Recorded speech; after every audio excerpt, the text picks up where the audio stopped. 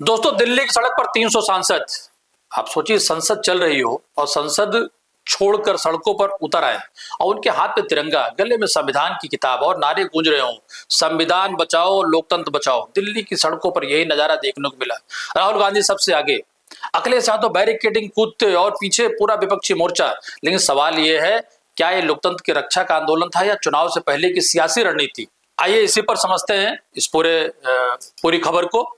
मैं मनोज मिश्रा, आप देख रहे हैं यूनाइटेड भारत।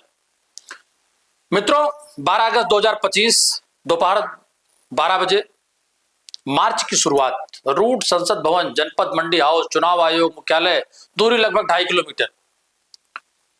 और अगर देखें कि हिस्सेदारी कौन कौन ले रहा है, करीब 300 सांसद और विधायक शामिल। प्रमुख नेता राहुल गांधी, प्रियंका गांधी, मल्लिकार्जुन खड़गे, Akhilesh Yadav, Tejashwi Yadav, Sitaram Yechury, Sanjay Raut, Congress, Samajwadi party, RJD, DMK, Jharkhand Mukti Morcha, वाम दल, शिवसेना, जेएमएम।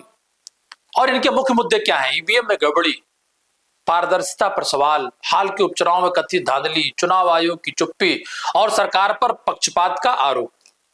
मित्रों, राहुल गांधी की प्रेस कॉन्फ्रेंस। यह है चोरी। 1,02,50 वोट की चोरी 5 तरीके से होती है। Duplicate voter, fake and invalid addresses, bulk voter in single address, invalid photo, misuse of form 6। Duplicate voter मतलब एक व्यक्ति 3, 4, 5, 6 बार वोट कर रहा है या उसका नाम 5-6 बार आ रहा है। फेक इनवैलिड एड्रेस मतलब या तो पता है ही नहीं या फिर फेक है। बल्क वोटर सिंगल एड्रेस, एक बेडरूम का घर है, उसमें 50 लोग का एड्रेस है और जब हम वहां जाते हैं वहां लोग ही नहीं है, वोटर ही नहीं है। इनवैलिड फोटो, या फोटो है ही नहीं या फोटो इतनी छोटी है कि उसको पहचाना नहीं जा सकता। और finally misuse of form 6। Form 6 नए वोटर्स के लिए होती है, जो 18 साल का होता है, पिछले इलेक्शन में जिसने वोट नहीं किया उसके लिए होती है। मतलब 18 से इस मार्च से पहले उनके पास ईवीएम से जुड़े तकनीकी लॉग्स, आंकड़े जो वोटिंग और नतीजों में गड़बड़ी दिखाते हैं। कई सीटों पर वोट प्रतिशत और नतीजों में असमान अंतर। और सबूतों की बात कर ले तो कुछ बूथों पर वोटिंग समय के बाद भी वोट जुड़ने के आरोप। चुनाव आयोग द्वारा आंकड़ों को सार्वजनिक न करने पर सवाल। क्या राहुल गांधी का यह बयान या उनकी लड़ाई कांग्रेस की है, राजनीति की है, सरकार बदलने की है या संविधान बचाने की है? अगर भारतीय जनता पार्टी या सरकार की प्रतिक्रिया इस पर देखें तो अनुराग ठाकुर, राहुल गांधी अफवाह फैला रहे हैं, उनके पास कोई ठोस सबूत नहीं है। और इस पैदल मार्च के दौरान घटनाक्रम, भारी पुलिस, सीआरपीएफ की तैनाती। मंडी हाउस के पास पुलिस ने मार्च को रोकने की कोशिश की। अखिलेश यादव बैरिकेडिंग कूदकर उस पार चले जाते हैं, जिसके बाद कई सांसदों ने उनका साथ दिया। हिरासत में लिए गए राहुल गांधी, प्रियंका गांधी, अखिलेश यादव, तेजस्वी यादव और करीब लगभग 100 अन्य नेता। शाम तक सबको छोड़ दिया गया। मौके पर नारे, संविधान बचाओ, लोकतंत्र बचाओ। चुनाव आयोग को जनता को वापस भरोसा दिलाना पड़ेगा या भरोसे में लेना पड़ेगा? तेजस्वी यादव का बयान आप देखिए। और एक और तरीका समझ जाइए, अब गुजरात के लोग बिहार के वोटर बन रहे हैं।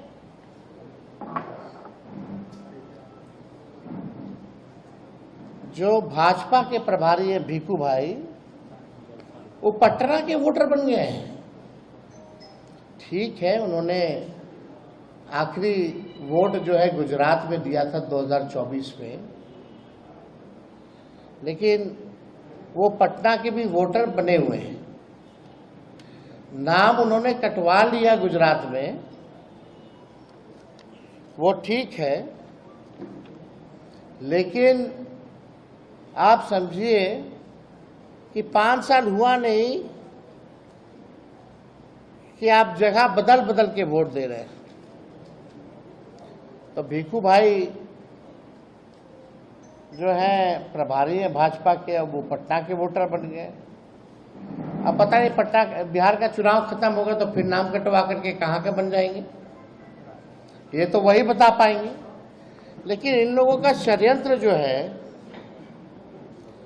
आप सब लोगों को समझना पड़ेगा कि किस हिसाब से भाजपा के लोग जो है बड़े पैमाने पे जो है बेईमानी इलेक्शन कमीशन के साथ मिलकर के ये लोग कर रहे हैं। और अनुराग ठाकुर, सरकार ये सिर्फ मीडिया का ध्यान अपनी ओर आकर्षित करने के लिए, मुख्य मुद्दों से भटकाने के लिए और सरकार को काम न करने के लिए और अपनी हार का ठीकरा अब वो चुनाव आयोग पर फोड़ रहे हैं।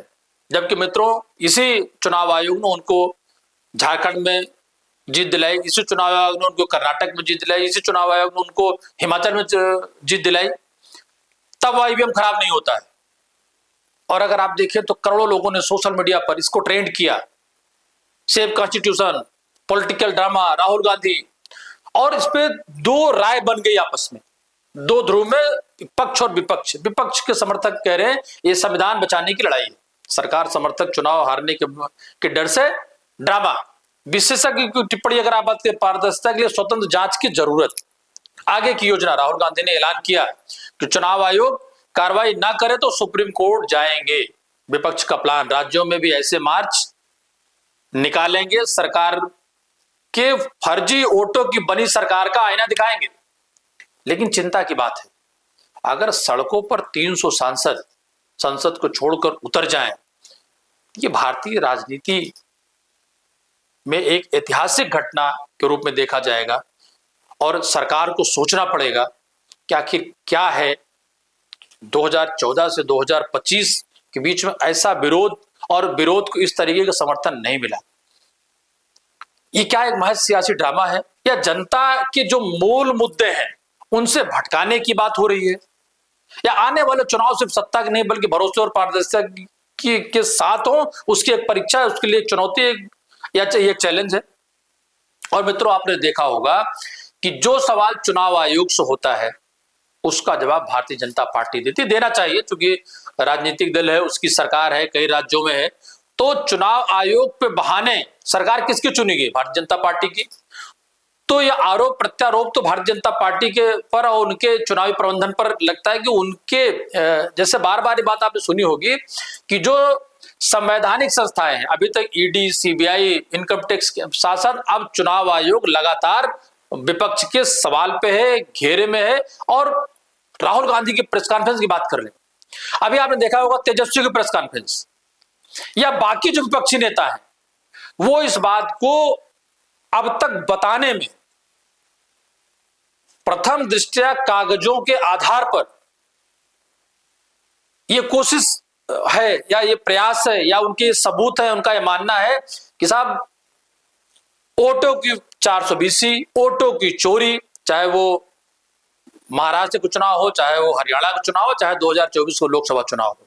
लेकिन सवाल इस बात का है कि चुनाव आयोग के कड़े एक्शन, चुनाव आयोग के नियमों को लेकर के लोगों ने एक नाम अब तक सबकी जुबान पे है, टीएन शेषन। क्योंकि टीएन शेषन ने अमूलभूत परिवर्तन किया था चुनाव आयोग में।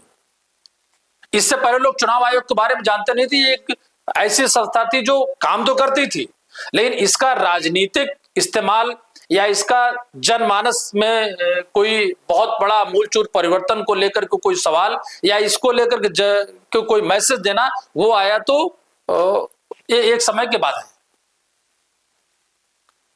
मित्रों। लेकिन एक बात है कि जब चुनी हुई सरकार से देश चुनी हुई सरकार ही संविधान बनाती है, और संविधान बनाने वाली सरकार या चुनी हुई सरकार फर्जी वोटों के जरिए उसका गठन हो या उसका चयन हो, तो सवाल बनता है।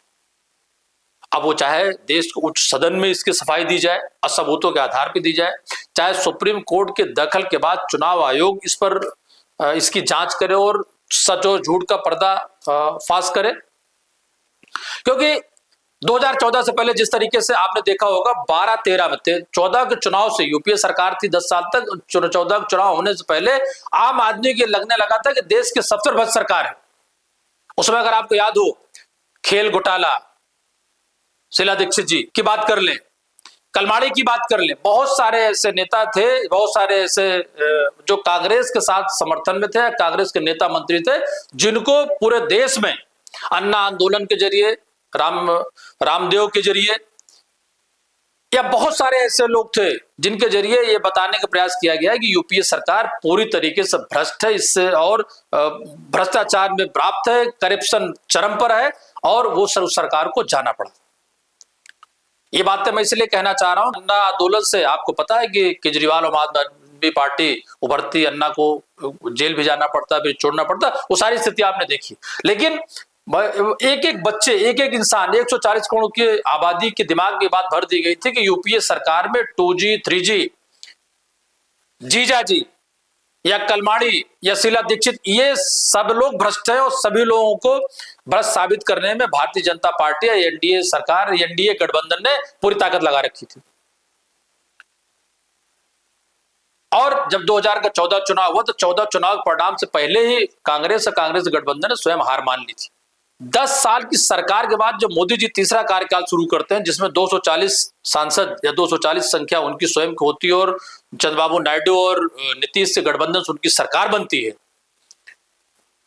तो लगातार विश्वसनीयता और अविश्वसनीयता के संकट से इस बार एनडीए सरकार जूझ रही, इसमें कहीं कोई संशय नहीं है। चाहे वो पहलगाम का मामला हो, चाहे ऑपरेशन सिंदूर का मामला हो, या ट्रंप की लगातार दखलंदाजी को लेकर के हो, और चाहे वो टैरिफ को लेकर के हो। टैरिफ की बात 0 से शुरू होती, 25 से 50% तक जाती। फिलहाल अभी उसकी मीटिंग, उसकी बातचीत चल रही है, चाहे रसिया के जरिए हो, चाहे जो जरिए, लेकिन ये नकारात्मक और उस पर सोने पे सुहागा, ये बात मैं इसलिए कहना चाहूंगा कि विधानसभा स्तर से लेके बूथ स्तर से लेके लोकसभा में अगर फर्जी वोटों के जरिए,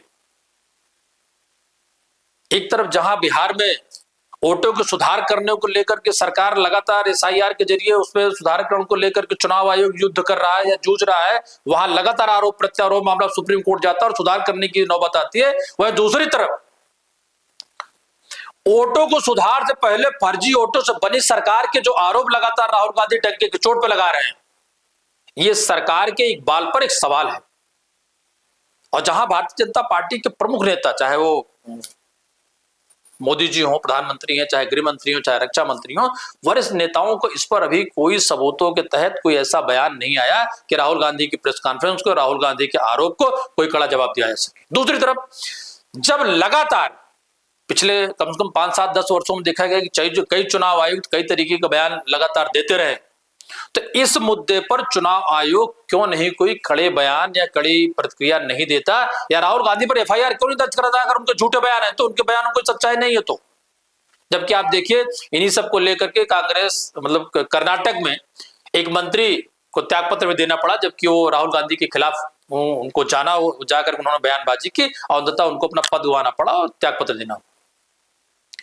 मित्रों, ये लड़ाई सड़क से लेके सदन तक, सदन से लेकर सड़क तक, सांसदों के जरिए, नेताओं के जरिए अभी क्षेत्रों में बढ़ने वाली है। ये जाएगी राज्य स्तर पर, ब्लॉक स्तर पर आपको दिखेगी। लेकिन मुझे लगता है ये आंदोलन पर पार्टियों से ज्यादा चुनाव आयोग पे आरोप है और चुनाव आयोग को अपनी साक्ष्य के लिए और भविष्य में ईमानदारी से चुनाव हो, इसके लिए उसको कोई ठोस कदम उठाने पड़ेंगे।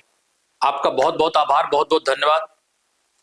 यूनाइटेड भारत की टीम को इस तरीके से सहयोग कर रहे हैं, जितने कम समय आपने इस डिजिटल प्लेटफॉर्म कितना अपना प्यार दिया है। फिर मैं आपसे अनुरोध करूंगा, गुजारिश करूंगा कि आप इसको सब्सक्राइब करें, शेयर करें, ज्यादा से ज्यादा लोगों तक पहुंचाएं और यही सहयोग हमारी टीम को आप पास तक बेहतर खबरें लाने के लिए प्रोत्साहित करेगा। नमस्कार।